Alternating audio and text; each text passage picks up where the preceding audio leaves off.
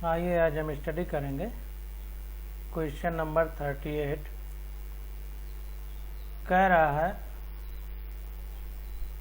A conveyor belt is moving at a constant speed of 2 metre प्रति second.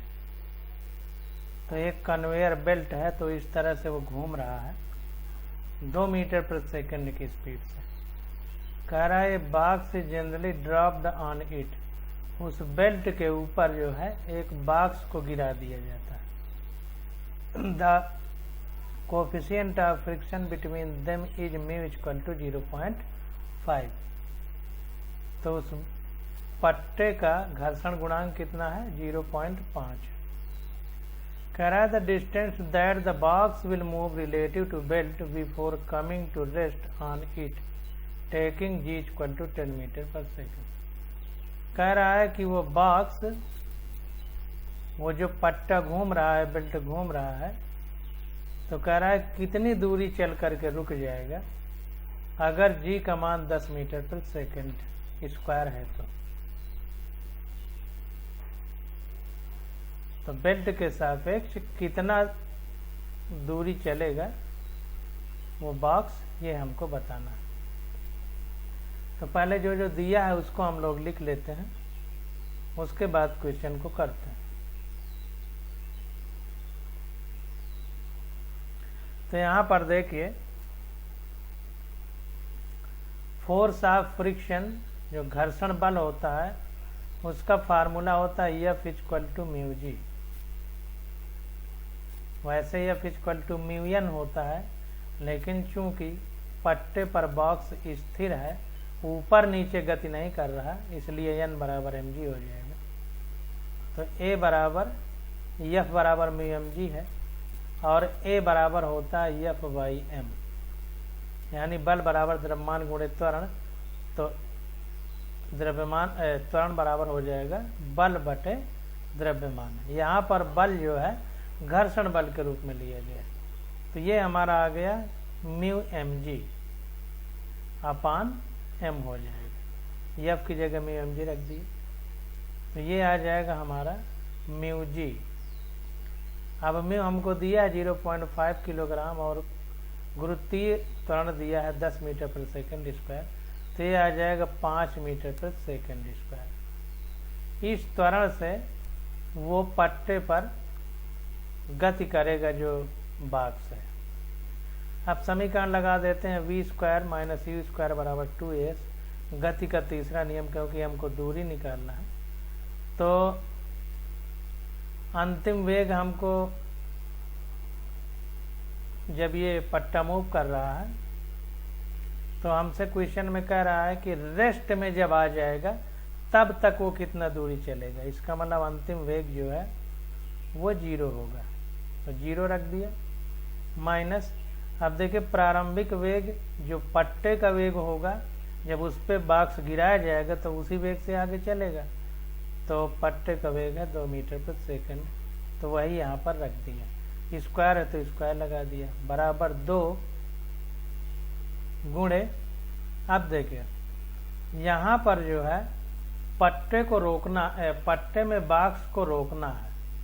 तो जो पट्टे में बॉक्स को रोकना है, तो जाहिर सी बात है कि फ्रिक्शन बल लगेगा, घर्षण बल। घर्षण बल पट्टे के चलने के विरोधी दिशा में लग रहा है, तो त्वरण जो है ये मंदन वाला त्वरण है, क्योंकि जो फ्रिक्शन के कारण त्वरण उत्पन्न होगा वह वो मंदन उत्पन्न होगा, त्वरण नहीं।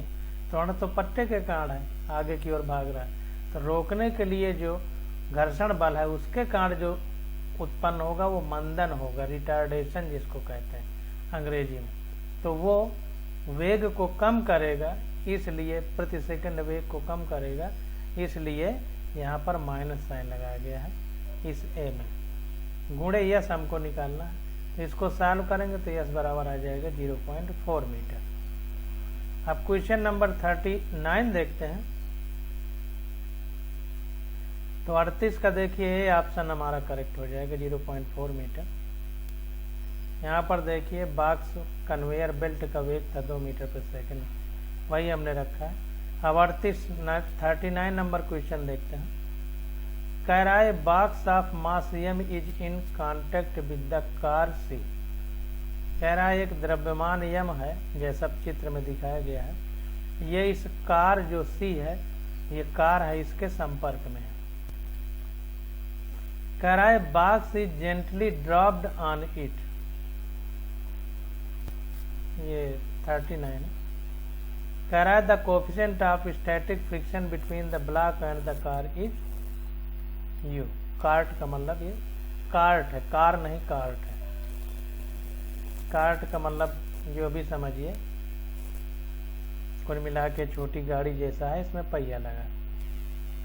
तो कह रहा है कि जो कोफिशिएंट ऑफ स्टैटिक फ्रिक्शन यानी स्थैतिक घर्षण गुणांक है ब्लॉक और बॉक्स के between the block and cart, वो क्या है, म्यू है। कह रहा है the acceleration alpha of the cart will be prevent the block from falling satisfies. अब ये कह रहा है कि ये किस त्वरण एल्फा से आगे की ओर भगाया जाए इस कार्ट को, कि ये द्रव्यमान जो यम का ब्लॉक है ये इसमें इसी जगह चिपका रहा है, नीचे न गिरे। किस वेग से भगाया जाए इसको? जैसे पेट में कोई पेज चिपका के हम लोग आगे की ओर भागें तो एक वेग होता है जिससे वो पेट में कागज चिपका रहता है, तो इसी तरह इसमें कैसे चिपका रहा है, वो किस वेग त्वरण से इसको द एक्सेलरेशन एल्फा, हाँ एल्फा किस त्वरण से आगे की ओर भगाया जाए कि ये मास यम का ब्लॉक इसमें यहीं पर चिपका रहा है। इसको देखते हैं, बड़ी आसानी से निकलेगा।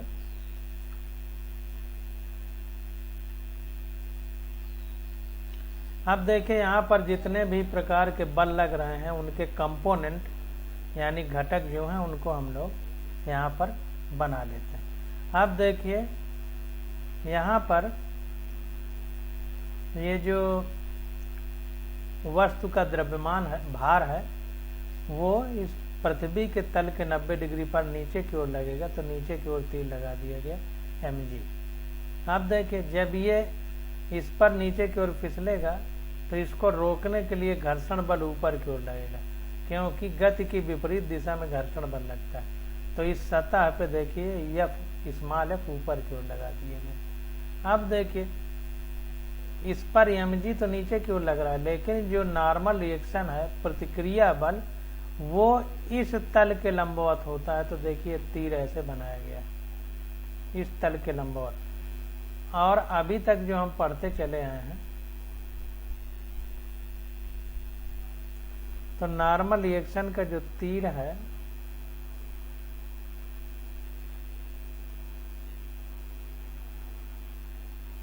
ऐसे लगना चाहिए,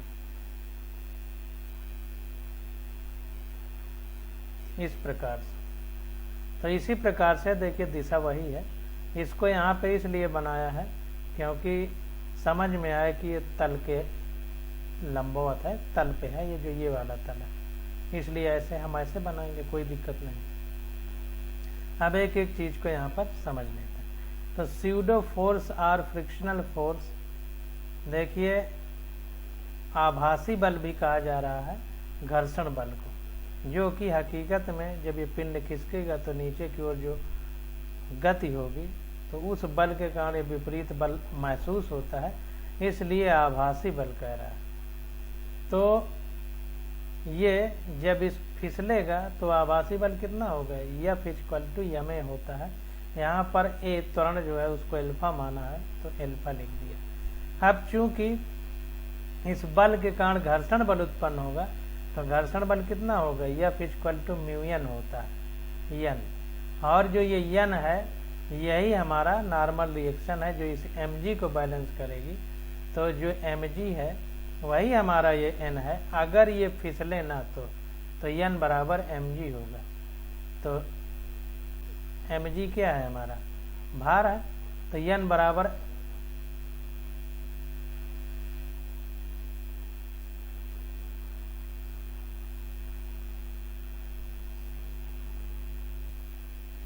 और यही जो mg है यही स्मॉल f के बराबर होगा, क्योंकि ये भी इसको बैलेंस कर रहा है अगर ये चले ना।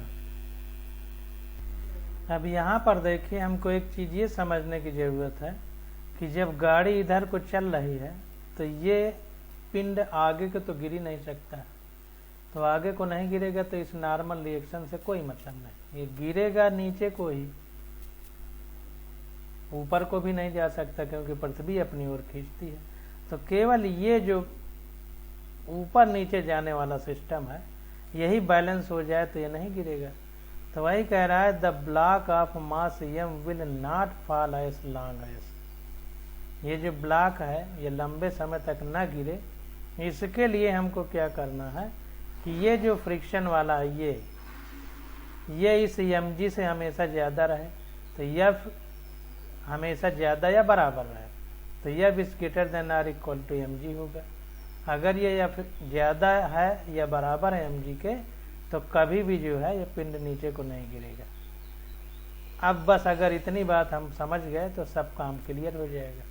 तो अब देखिए F बराबर कितना है frictional force, mu m alpha है, तो म्यू m अल्फा हो गया, is greater than or equal to इस mg के, तो greater than or equal to mg हो गया, m कट गए तो अब अल्फा बराबर हो जाएगा, ये नीचे चला जाएगा, तो is greater than or equal to g upon mu हो जाएगा। अगर ये कंडीशन फॉलो हो रही है तो ये पिंड नीचे को नहीं गिरेगा। फिर से इसको समझ लेते हैं क्योंकि थोड़ा सा मामला जटिल है। तो कह रहा है pseudo force or fictitious force, देखिए फ्रिक्शन फोर्स नहीं है, गलत पढ़ दिए थे, फिक्टियस फोर्स है। Pseudo force or fictitious force, F fictitious equal to m alpha, ये अल्फा त्वरण है, तो जाहिर सी बात है कि इधर को जो बल लगेगा वो m अल्फा हो जाएगा क्योंकि F बराबर ma होता है, a यहाँ पर अल्फा माना गया है। अब देखिए जो बल है इसके कारण घर्षण बल कितना होगा, तो घर्षण बल होता है F small f equal to mu into n, और जो ये n है हमारा, ये n जो ये n है, ये n ही हमको जो है ये त्वरण को बैलेंस कर रहा है, ये त्वरण को। तो जाहिर सी बात है कि पिंड इधर को जा रहा है, बहुत हिसाब से समझिएगा, mg को ये फ्रिक्शनल फोर्स बैलेंस कर रहा है, यहाँ पर थोड़ा कंडीशन अलग है, mg को ये फ्रिक्शनल फोर्स बैलेंस कर रहा है और नॉर्मल रिएक्शन को ये जो बल फिक्टियस बल है ma ये बैलेंस कर रहा है। तो n की जगह हम ma रख सकते हैं, n की जगह हम ma रख सकते हैं, इसको ध्यान देना है। तो इसीलिए जो है n की जगह m अल्फा रख दिया है क्योंकि a को अल्फा माना गया, तो F बराबर म्यू n और n बराबर m अल्फा। यहाँ पर ऊपर थोड़ा सा हमने n इक्वल टू mg बोला था, तो वो बात थोड़ा सा अलग हट के थी, यहाँ n बराबर m अल्फा होगा क्योंकि n का कंपोनेंट m अल्फा को बैलेंस कर रहा है, यानी बल को बैलेंस कर रहा है, F स्मॉल f का कंपोनेंट mg को बैलेंस कर रहा है। तो यहाँ पर F बराबर mu n equal to mu m alpha हो गया क्योंकि n का कंपोनेंट इस जो त्वरण है, त्वरण के द्वारा जो बल है उसको बैलेंस कर रहा है। तो the block of mass m will not fall as long as, तो ये पिंड ना गिरे इसके लिए जरूरी है कि ये ज्यादा हो या बराबर हो इस mg के। तो F इज ग्रेटर देन और इक्वल टू mg, अब F की जगह म्यू अल्फा रख दिया, इज ग्रेटर देन और इक्वल टू mg, m से m कट गया तो a अल्फा बराबर हो गया g upon mu equal to or greater than, ये हमारा सी वाला आंसर हो जाएगा। यहाँ पर देखिए हमने और अच्छे से समझाने का प्रयास किया है कि जब ये कार्टेज आगे की ओर बढ़ रही है तो जो ये स्यूडो फोर्स की बात कर रहा है, आभासी बल, जिसको फिक्टियस फोर्स कह रहा है, ये इस पर पीछे की ओर इधर को लगेगा, इधर को। आप भी पेट में कोई सामान रख के आगे दौड़िए तो पेट में दबाव बल का अनुभव होगा, यानी आपका पेट दबेगा, तो बल का अनुभव होगा तो ये बल इधर को लगेगा। तो वही स्यूडो फोर्स जो कह रहा है आभासी बल या फिक्टियस फोर्स, वो इधर को देखिए लग गया, तो ये इधर को लग गया F, इसी को F फिक्टियस कह रहा है, तो हमने m अल्फा के बराबर कर दिया। अब ये नॉर्मल रिएक्शन तो बाहर की ओर लगती है तो बाहर की ओर लग गई, और ये इस पर जब नीचे की ओर फिसलेगा तो फ्रिक्शन फोर्स लगेगा, तो फ्रिक्शन फोर्स ऊपर को लग दिया, यह बराबर म्यूएन भी होता है तो म्यूएन कर दिया, और भार mg नीचे की ओर काम करेगा। अब ये सब बराबर कर लीजिए, n बराबर f कर दीजिए और f बराबर mg कर दीजिए, बराबर आ जाएगा सब। f बराबर mg क्या फिसले ना, तो f बराबर mg होगा, या f ज़्यादा होगा इस mg से तब भी नहीं फिसलेगा। तो भाई हमने f is greater than or equal to mg कर दिया, कि मतलब ये f जो फ्रिक्शन बल है, घर्षण बल है, ये भार से ज़्यादा हो या बराबर हो तो ये पिंड नीचे को नहीं फिसलेगा। तो f is greater than or equal to mg कर दिया। अब f बराबर म्यूएन है तो म्यूएन लिख दिया, और n बराबर m अल्फा है क्योंकि n इस f को बैलेंस कर रहा है, या यूँ कहें कि ये जो स्यूडो फोर्स है, आभासी बल है, n को बैलेंस कर रहा है, तो n equal to n alpha लिख सकते हैं। तो n की जगह m अल्फा रख दिया, और mg तो वैसे ही है, m कट गया तो alpha is greater than or equal to आ गया g बाई म्यू के। तो 39 का सी ऑप्शन हमारा करेक्ट हो जाएगा। अब देखिए 40 नंबर क्वेश्चन देखते हैं। तो 40 नंबर क्वेश्चन में कह रहा है block B is pushed momentarily along horizontal surface with initial velocity v। कह रहा है ये कोई एक सरफेस है, क्षैतिज सतह है, उस पर कोई ये ब्लॉक रखा गया है गुटका, तो इसको इधर को हल्का सा पुश कर दिया, मतलब ढकेल दिया गया है, जिससे ये v वेग से चलने लगा। If mu is the coefficient of sliding friction between b and the surface, अगर इस सतह और ब्लॉक की सतह के बीच घर्षण गुणांक म्यू है, तो कह रहा है कि block B will come to rest after a time, तो ये ब्लॉक बी कितने समय के बाद रेस्ट में आ जाएगा।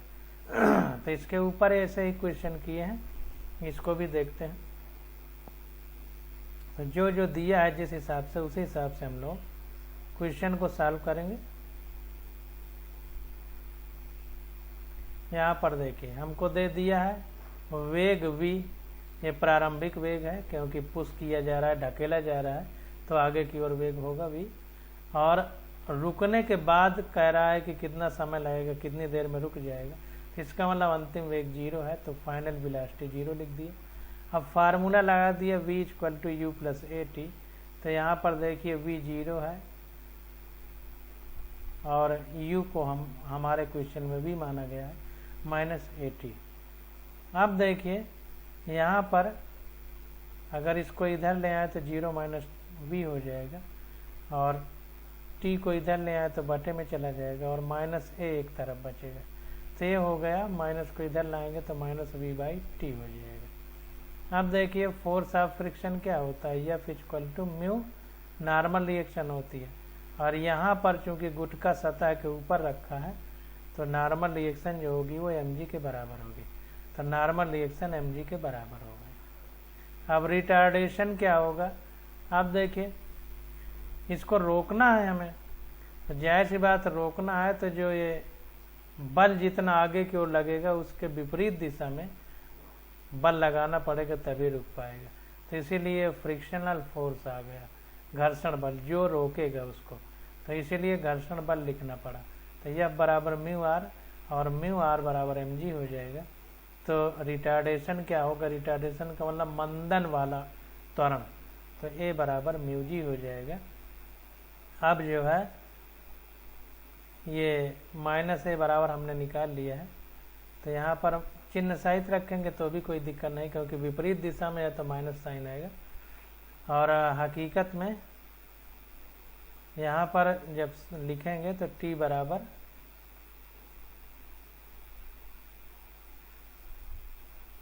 v अपान ये a बराबर v अपान t है, तो t बराबर v अपान a हो जाएगा। तो v अपान a लिखा और a की जगह हम लोग ये म्यू जी लिख देंगे, तो ये आ जाएगा v अपान म्यू जी। अब देखिए क्वेश्चन को सॉल्व करते समय इस बात को ध्यान देना है कि क्वेश्चन में हमसे पूछा क्या जा रहा है और किस प्रकार से उस समस्या का समाधान हम लोग निकालेंगे। तो देखिए समय पूछा जा रहा है, तो समय को अगर देखा जाए तो हमको प्रारंभिक वेग और अंतिम वेग दोनों के बारे में पता है, क्योंकि अंतिम 0 है, प्रारंभिक v है। तो उस माध्यम से हम लोग त्वरण निकाल लेंगे, क्योंकि जो फ्रिक्शन बल है, घर्षण बल है, वही उसको रोकेगा। तो घर्षण बल है, तो चूंकि बल आ गया तो त्वरण जरूरी है, तो त्वरण निकालना पड़ेगा। तो पहले त्वरण निकाल लिया, और घर्षण बल ही रोकेगा उस पिंड को, तो घर्षण बल वाला फार्मूला लगा दिए, F बराबर म्यू आर। तो ये हो गया म्यू mg। अब देखिए, अगर A निकालना हो तो F बराबर, यहाँ पर अगर हम ma लिखेंगे तो m और m कट जाएगा, तो A बराबर म्यू जी आ जाएगा। तो वही A बराबर म्यू जी आ गया। अब ये म्यू जी जो है minus A equal to v upon t हमको पता है, या A बराबर माइनस वी अपान टी हमको पता है। तो ये A की वैल्यू इसी में रख देंगे तो T निकल आएगा। तो इसको सिंपल किया तो T को इधर ले गया, A को इधर, तो ये माइनस माइनस प्लस हो गए और T इधर आ गया। तो T बराबर हो गया V अपान A।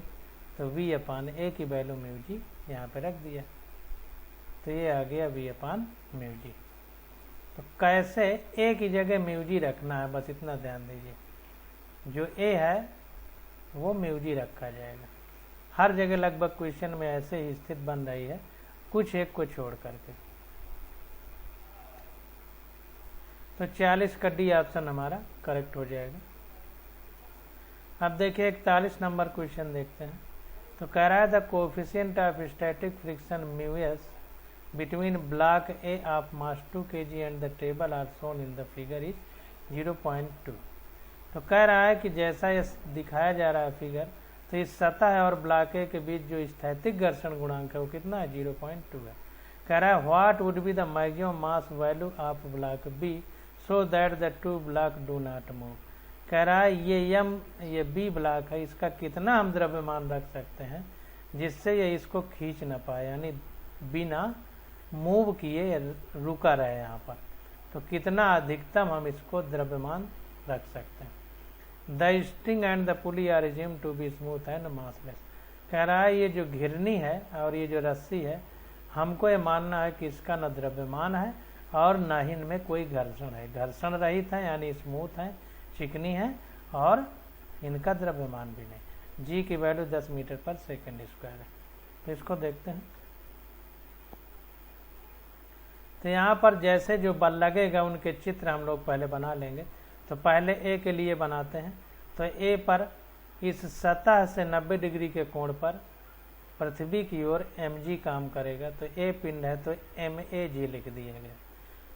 प्रतिक्रिया इस पर ऊपर की ओर काम करेगी, तो नॉर्मल रिएक्शन ऊपर को बना दिया गया इस सतह से 90 डिग्री कोण पर। अब देखिए इस पिंड के लिए ये B हो गया, और डोरी का तनाव हमेशा पिंड से दूर की ओर बनाया जाता है, तो तनाव T दूर की ओर हो गया। भार mg नीचे की ओर काम करेगा, तो mbg नीचे की ओर लिख दिया गया।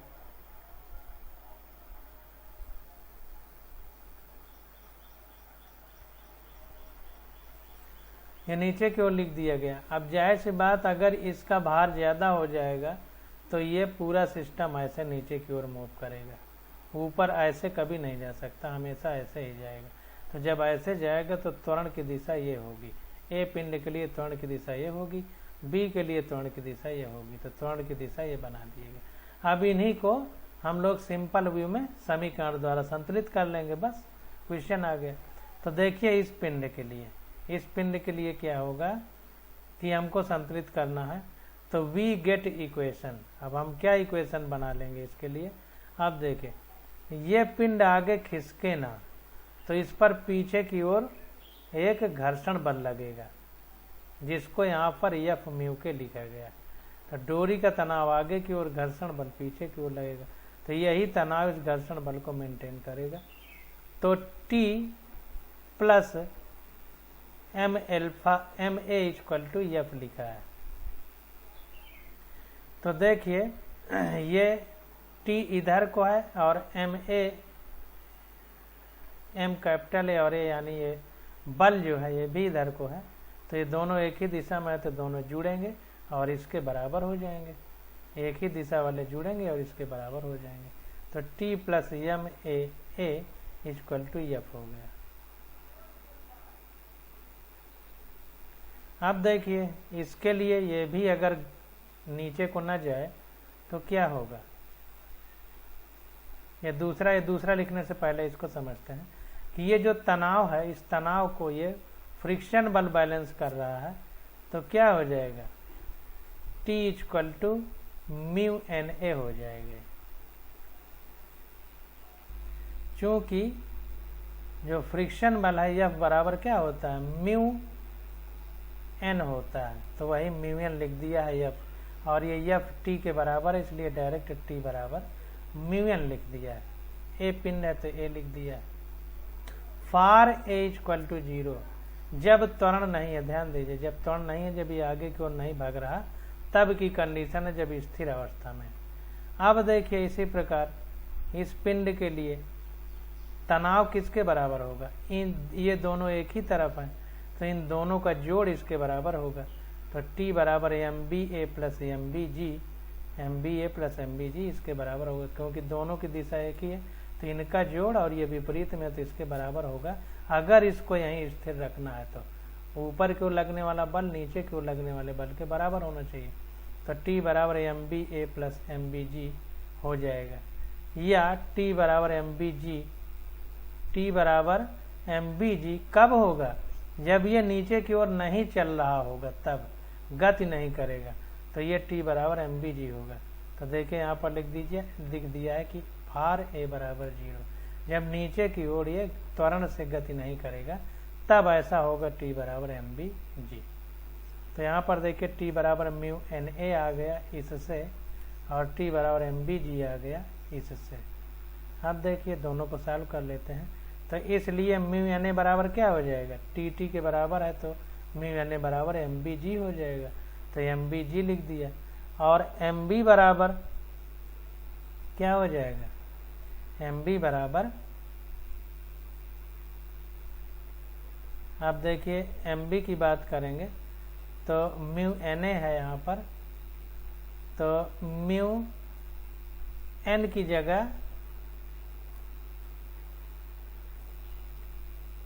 जगह हम लोग ये NMAG को बैलेंस करता है, तो MAG लिख सकते हैं।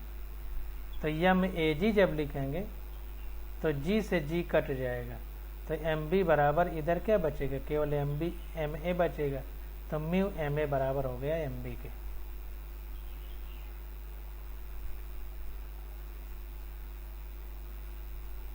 इसको समझिए।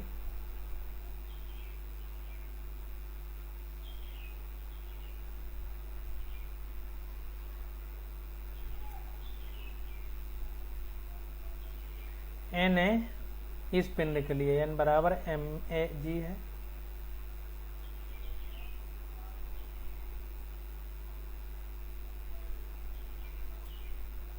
G से G कट जाएगा, तो म्यू MA बराबर MB हो जाएगा। तो वही MB बराबर म्यू MA लिख दिया। अब यहाँ पर वैल्यू रख दीजिए, तो म्यू का वैल्यू पता है 0.2 इंटू MA की वैल्यू है हमको 2 किलोग्राम, तो ये आ गया 0.4 किलोग्राम। ये क्वेश्चन में दिया गया है ए की वैल्यू। तो इस प्रकार से अगर हम ये बैलेंस करना समझ गए तो सारी चीज़ें हमारी क्लियर हो जाएंगी। अब इसमें बस इतना ध्यान देना है कि जब मूव करेगा तो ये स्थिति बनेगी, और जब मूव नहीं करेगा तो ये दोनों स्थितियाँ बनेगी, आर आर करके जो लिखे हैं। जब ए बराबर 0 होगा, यानी त्वरण नहीं होगा, तो समान वेग से चले या फिर स्थिर अवस्था में हो, तो दोनों कंडीशन में T बराबर म्यू एन ए होगा, और T बराबर इसके लिए MB होगा, MBG हो जाएगा। और अगर मूव करेगा तो कंडीशन ये होगी। तो अगर इतनी बात हमको पता है तो क्वेश्चन लगाने में कोई समस्या नहीं होगी। अब देखिए क्वेश्चन नंबर 42 देखते हैं।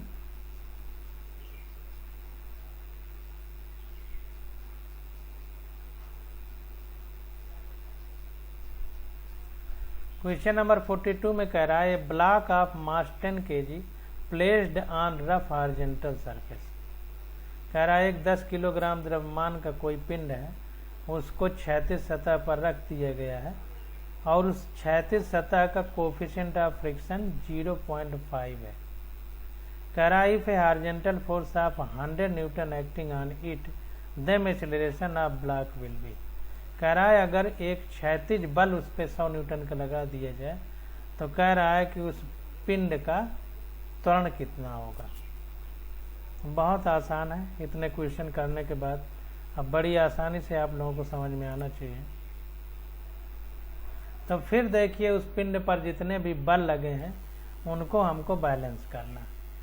तो देखिए इसका mg नीचे की ओर काम करेगा, नॉर्मल रिएक्शन r ऊपर की ओर काम करेगा, और इस पर बल आगे की ओर लग रहा है 100 न्यूटन, तो गतिज घर्षण पीछे की ओर काम करेगा, इसकी गति का विरोध करेगा। तो Fk = म्यू के r हो गया, और गतिज घर्षण गुणांक हमको दिया है 0.5। अब इन्हीं सबको बैलेंस कर लेंगे और त्वरण हमारा निकल आएगा। तो m बराबर 10 kg क्वेश्चन में दे दिया है, और ये नॉर्मल रिएक्शन जो है इसे mg से बैलेंस होगी, तो r बराबर mg लिख दिया। अब फ्रिक्शनल फोर्स बराबर कितना है Fk, तो Fk हमारा हो जाएगा म्यू के r, और r बराबर mg है तो म्यू के mg हो जाएगा। सब वैल्यू रखेंगे तो 0.5 इंटू m हमारा 10 किलोग्राम है, g 10 meter per second square है, तो आ गया 50 न्यूटन। 50 न्यूटन का गतिज घर्षण विपरीत दिशा में लगेगा। तो इसका मतलब कितने बल से आगे की ओर जाएगा, 100 में यही 50 घटा दीजिए, तो नेट बल आगे की ओर कितना काम करेगा, जितना घर्षण है वो तो बर्बाद चला जाएगा, तो 100 में घर्षण वाले घटा दीजिए, तो 100 में 50 घटा दिया, तो net force acting on the body आ गया। तो नेट बॉडी पर बल कितना लगेगा, F P माइनस Fk, यानी जो प्राइमरी फोर्स है पहला वाला उसमें से घर्षण बल को घटा दिए तो आ गया 50 न्यूटन। अब त्वरण हमको निकालना है, तो बल बराबर द्रव्यमान गुणे त्वरण होता है, तो त्वरण बराबर बल बटे द्रव्यमान हो जाएगा। तो बल कितना बचा है 50 न्यूटन, तो 50 बटे त्वरण कितना है 10 मीटर पर, द्रव्यमान कितना है 10 किलोग्राम, तो ये सॉल्व करने पे आ गया 5 मीटर पर सेकेंड स्क्वायर। तो इतने त्वरण से ये आगे की ओर गति करेगा। तो 42 का बी ऑप्शन हमारा करेक्ट हो जाएगा।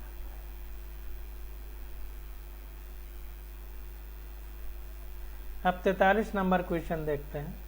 कह रहा है on the horizontal surface of a truck a block of mass 1 kg is placed mu equal to 0.6 and truck is moving with acceleration of 5 metre per second square, then the frictional force on the block will B.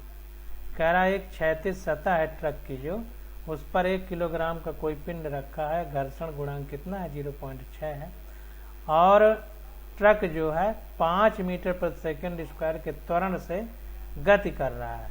तो कह रहा है कि पिंड पर कितना घर्षण बल लगेगा। इसको देखते हैं। सारे 20 बलों के कंपोनेंट अगर बनाना आप लोग सीख गए तो कोई भी क्वेश्चन कठिन नहीं है। तो यहाँ पर देखिए ये ए त्वरण से ट्रक आगे की ओर चल रहा है, और त्वरण का मान दिया है क्वेश्चन में 5 मीटर पर सेकंड स्क्वायर। अब ये 1 किलोग्राम का पिंड इस पर रखा है, तो जब ये 1 किलोग्राम का पिंड इस पर रखा हुआ है, अब देखिए इसको ध्यान से समझिएगा, नहीं गलती यहीं पे हो जाती है। जब ये 1 किलोग्राम का पिंड रखा है, तो जब ये ट्रक आगे की ओर चढ़ेगा, आगे की ओर चलेगा, तो क्रिया प्रतिक्रिया के नियम से इस पर पीछे की ओर प्रतिक्रिया बल लगेगा, क्योंकि ये ट्रक की सतह पर रखा है, तो ये पीछे की ओर चलेगा। और कितने त्वरण से चलेगा, जितना ये त्वरण है, तो यह बराबर हमें से ये पीछे की ओर चलेगा, ट्रक आगे की ओर चलेगा, क्योंकि ये ट्रक में रखा हुआ है। तो क्रिया प्रतिक्रिया का जो न्यूटन का तीसरा नियम है कि ट्रक इस पर कोई बल लगाएगा, तो ये भी विपरीत दिशा में ट्रक पर बल लगाएगा, तो ये विपरीत दिशा में अब बराबर हमें बल लगेगा। अब जाहिर सी बात है कि जब विपरीत दिशा में बल लगाएगा, तो इस सतह, पिंड की सतह और ट्रक के सतह के बीच इस पर ये पीछे को चलने न पाए, खिसकने न पाए, घर्षण बल इधर को लगेगा, ये फार। तो ध्यान देना है कि घर्षण बल इधर को मत कर दीजिएगा कि पिंड इधर को चले, घर्षण बल इधर को हो जाए। ये तब तक रहेगा ma इधर को जब तक ये गति ना करे। अगर ये गति कर रहा है तो त्वरण फर इसका त्वरण पीछे की ओर लाएगा और फिर घर्षण बल आगे की ओर लाएगा। तो इसको ध्यान देना। तो अब इसी को अगर हम लोग सही से समझ लें तो बात समझ में आ जाएगी।